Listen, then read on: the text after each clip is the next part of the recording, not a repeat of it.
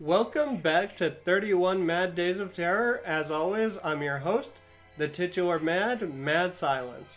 Today we're looking at the infamous, polarizing, but most importantly, gloriously silly Jason X.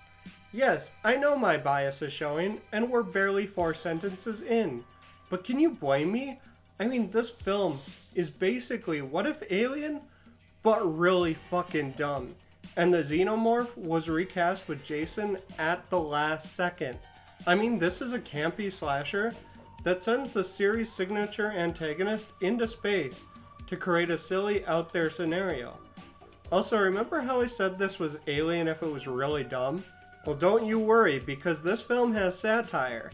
It's basically cyberpunk for dummies. But it's there. Hell, this film is so dedicated to not taking itself seriously.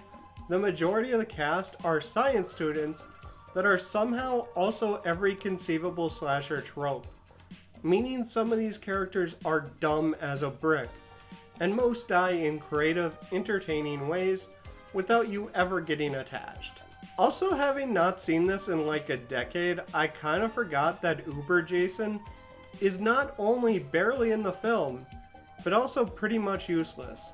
He looks awesome, don't get me wrong, but the rotting corpse we've all come to know and love is the version of the character that does all the heavy lifting. Uber's new, sleek, cybernetic body is pretty much there just to look pretty.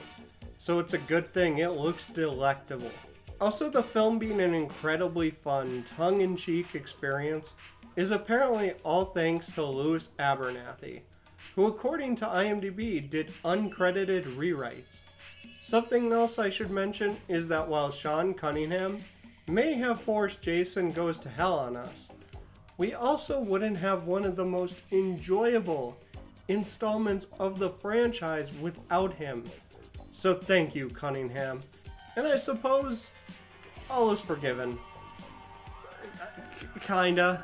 But yeah, watch this if you haven't. It's such a fun, over-the-top bloodbath that's kind of a parody of itself.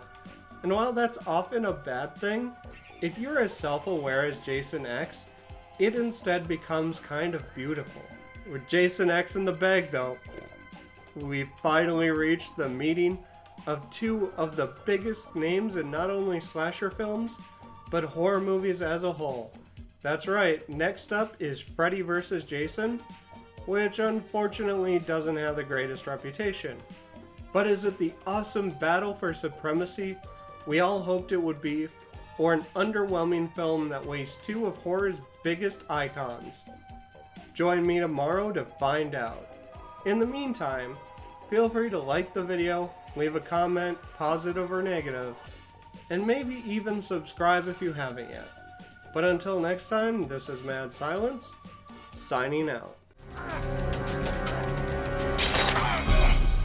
It's gonna take more than a poke in the ribs to put down this old dog. Yeah, that ought to do it.